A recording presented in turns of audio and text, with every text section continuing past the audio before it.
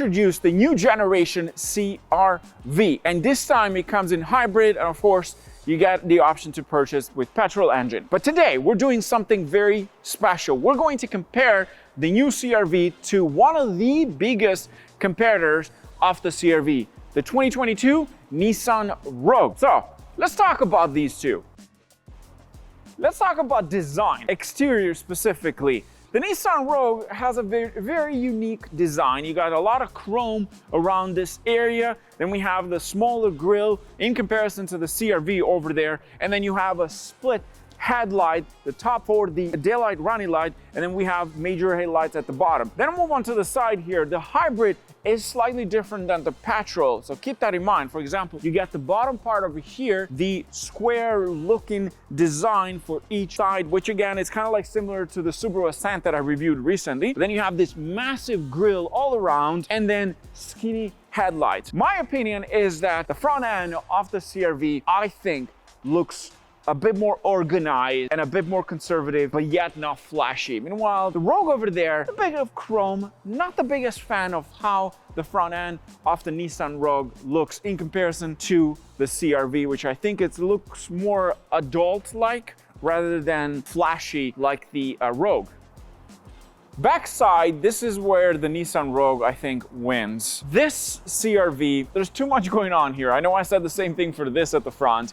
We got this part over here, and then this boxy style. The taillight goes all the way to the top, almost close to the actual roof of the car. And then the worst thing about this is that you're probably looking at the two exhaust tips, one on each side, but there's only one that is functional. It's only the one on that side over there, on the right side of the vehicle. So not the biggest fan. Meanwhile, the Rogue on this side, in my opinion, this is a good design.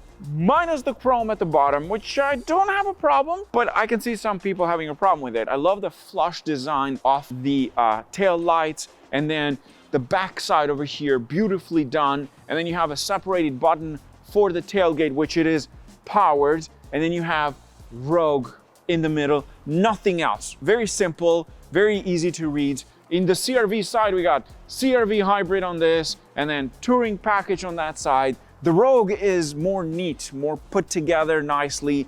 I love that.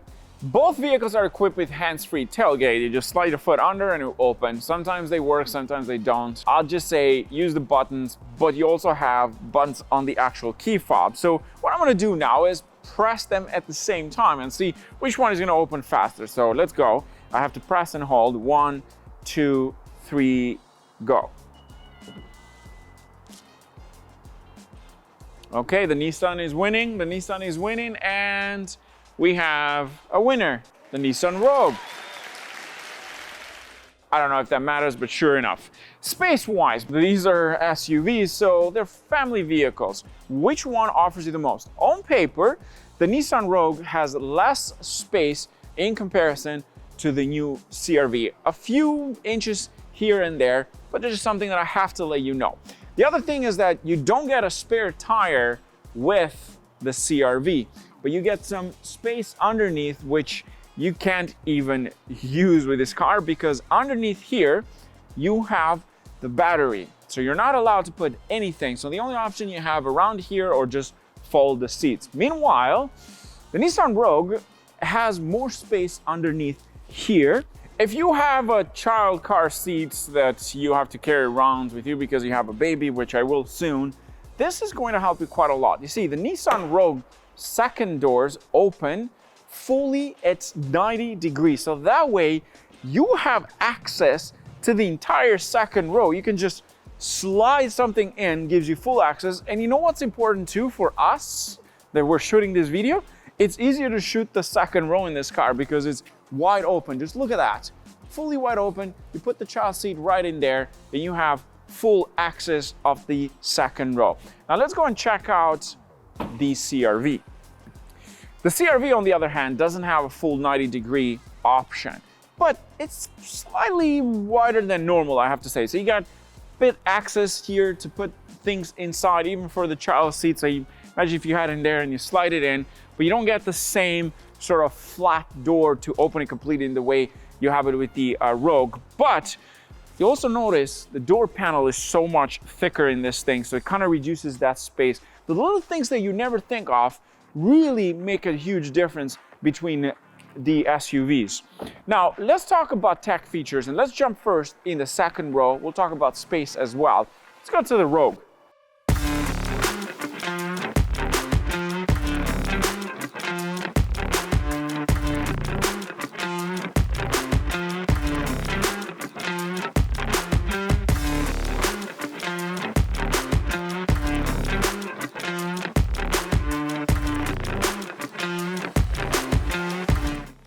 In terms of space, overall, the CR-V on paper gives you a bit more space in the second row, but the difference is not massive, it's just a couple inches. If you look at this, I'm 6'2", I'm sitting nice and comfortably, there's headroom, we have a beautiful panoramic roof all the way across, which I absolutely love because I can see the top. Looks very, very unique. The leather interior is nice touch. The quilted area here gives it that luxury feeling. We have heated seats, the buttons are located at the bottom. There is a USB-C and a USB port as well, and you have a slightly control unit down there for the temperature if you want a bit more heat or cooler in the back. Other than that, it's nice and comfortable. We have a sunshade here, manually pull up, and then you get less light, which is not good for the camera. I like this. Now let's jump into the CR-V, so that gives you a bit more idea of how they look in terms of space in the second row. Into the second row for the CR-V. Space-wise, I jump in here and I don't feel like I'm getting more space overall. I also feel that I'm sitting much higher here, sort of like a theater style in comparison to the Rogue. In terms of tech features in here, well, you get only 2 USB-C ports at the bottom. There's no control unit. There's only one light at the back. The Nissan Rogue has 2, one on each side, because it does have a full panoramic roof, which you don't get with a hybrid. And we're going to talk about the pricing as well, because that's huge. But later on, you have heated seats in the back here. It's on the door panel. Other than that, very standards. You can fold this part over here. You got 2 cup holder for the armrest. And of course, you can fold the seats here separately. And then you have 2 seats on this side, which fold. Other than that, the stitching is nice. The leather is good touch. I like the little orange stitches around it. Space-wise, not much different. Into the first row of the CR-V driver's cockpit. Let's start it up. We have a button right behind the steering wheel. Because it is hybrid, usually it doesn't start with the engine, it starts with the electric motor, so that way you don't hear it as much. Interior-wise, here's what you got with the hybrid. We have heated steering wheel, cruise control on the right side, these simulated paddle shifters, which are really not, different driving modes in the center. You got heated seats with this package, the hybrid. There's a wireless charging pad. You get the biggest screen they offer for the CR-V. It is touchscreen. You don't get a 360 camera. It's just different modes for the camera, and it's honestly not the nicest looking camera out there for backup. There's 2 cup holders in here, power handbrakes, brake hold, massive armrest you can use. There's more space on this side.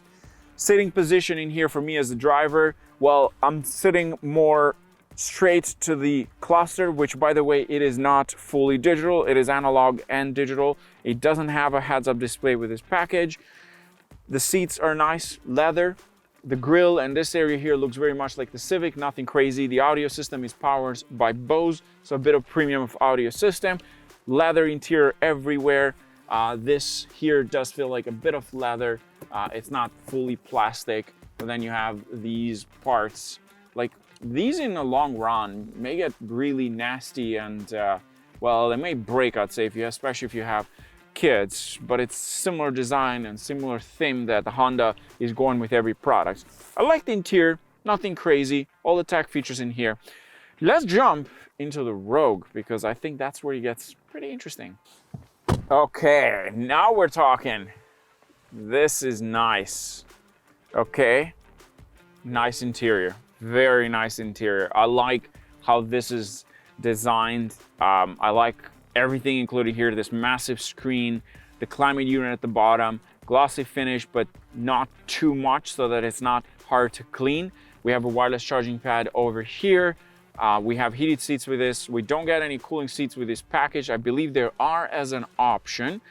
And most importantly, this has a full digital cluster, which you can change the settings and you can change the layout. It's nicer. And you also get a full heads-up display with this, something that you're missing in the CR-V.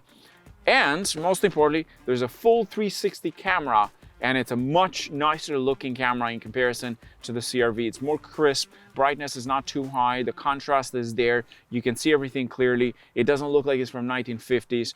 There's buttons underneath the screen that you can use as well, paddle shifters that you can use if you want to go into like a manual mode.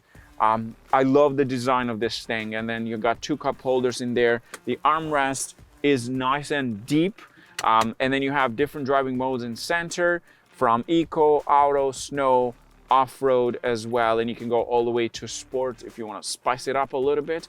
I keep it usually just in automatic because that gives me the power when I need it and the comfort when I need it as well. I like the interior of this thing. It's a nice finish, the dashboard as well. There's a bit of plastic on top at the front. Shockingly enough, both vehicles are equipped with Bose audio system, the premium sound system. We have this woods looking plastic here just to give it a bit more luxurious feeling. There's more space underneath on this side because now it doesn't actually have a shift lever, so now you have extra space. There's a USB-C and a USB port as well. I like this. This is very welcoming and very nice overall. I like the design of this, and of course you get extra features. Now the question is, what are you going to pay for these 2 cars? Which one will cost you more? And most importantly, what engines do you get? How much horsepower? Let's go for a drive.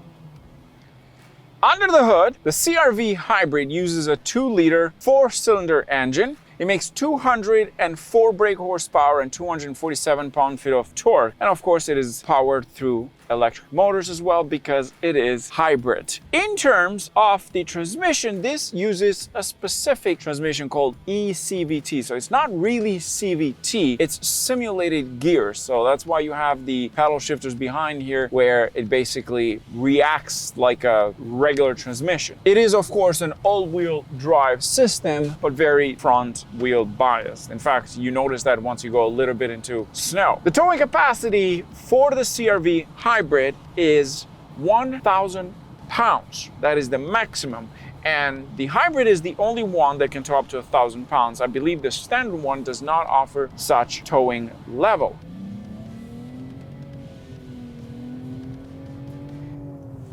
The Nissan Rogue, on the other hand, uses a 1.5 liter 3-cylinder turbocharged engine, which is insane, and it makes 201 brake horsepower, just 3 brake horsepower shy of what the CR-V makes, and 225 pound-feet of torque. It is of course an all-wheel drive system. Like, you can also pick a 2-wheel drive if you wanted, which of course costs way less than this. And most importantly, it uses a CVT as well, but it's a traditional CVT. It's kind of like fake gears, even with paddle shifters. You think you're shifting, but you're not really shifting. You can also get a 2.5 liter 4-cylinder naturally aspirated, but the one that we have for today's video, which can tow up to 1,500 pounds with a 1.5 liter 3-cylinder turbocharged engine. This is new for 2022. Can tow 500 pounds more than the Hybrid.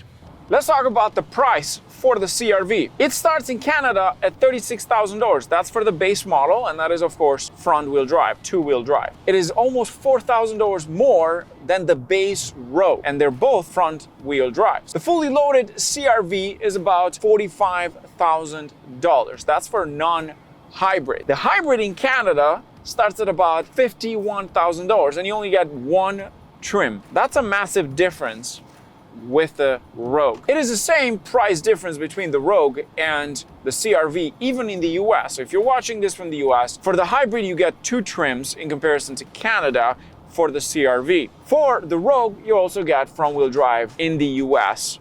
Same thing with the CR-V Hybrid. How does it drive in comparison to the Rogue, the CR-V Hybrid? The road noise is more noticeable here. As a driver, I'm sitting just a bit higher off the base of the vehicle. Visibility in the CR-V is okay front and side. The back side is also very good overall. The suspension system is nice setup in the CR-V. You don't feel the road bumps as much. In terms of the space for the driver here, the driver cockpit, well, I would say the CR-V, it feels spacious for someone my height. The steering is light in this vehicle. When you put your foot down, it goes a little bit. It's not the quickest out there, but this also has 4-cylinder and hybrid motors as well. So that's a huge help for this vehicle. One thing I could complain about the CR-V hybrid in comparison to the Rogue is the infotainment system. That is very laggy in the CR-V. Even when you start it up, this infotainment system, it takes a bit of time. In fact, when I was inputting the address, it took some time. It's not the fastest out there. It has a bit of a lag in comparison to the Rogue, and the sharpness in the Rogue in terms of the user interface is slightly better. I like the Apple CarPlay in the Rogue. It's just crisper look. It's nice display. Is also the fact that you get a heads-up display in the Rogue. It's quite helpful for directions. The driver assistant package in the CR-V, it has gap assist as well, lane assist, and it steers for you as it's doing right now, so I don't have to work too hard. It's very intuitive. It stays within the lanes. Now that I'm driving the Rogue, here's one thing that I noticed in the Rogue. The engine is more responsive. You put your foot down, there's a bit more power that goes into the wheels in comparison to the hybrid. The road noise is not very noticeable here. It has a very large interior and you get so much more light with that panoramic roof. There's better visibility overall. And another thing I noticed with this is that the mirrors, they tilt when you put it in reverse, so it gives you better visibility. You also get a 360 camera. Let's try the driver assistant package in this case. I'm gonna set up the cruise control into that. I can see in the display here, beautiful, basically keeping you within the lanes. I love this thing. I love how it drives. I love the interior. It's a better value overall. I have to say that. This has better value. The comfort level is there. Space here as the driver, I will say this, just slightly a bit more in the CR-V. I feel like here I'm a bit constrained with the center console, the door panel as well, this massive extended door panel on this side. Slightly more space as a driver in the CR-V. The sitting position, now that I jumped into the Rogue, it feels like I'm sitting slightly higher off the ground in comparison to the CR-V. Conclusion, which one do I think is the best out of the two? Well, so far I'm sure you can figure out yourself that the value, of course, is for the Rogue. You get more tech features. It costs a lot less fully loaded in comparison to the CR-V hybrids. I think for the value, the Nissan Rogue is my choice for this. Just value, $7,000 less. That's a huge difference in money. And I like this. I like how it drives, and I love the tech features. It's great value. You can't really blame Nissan for this. It's a great package overall. The Rogue definitely wins this.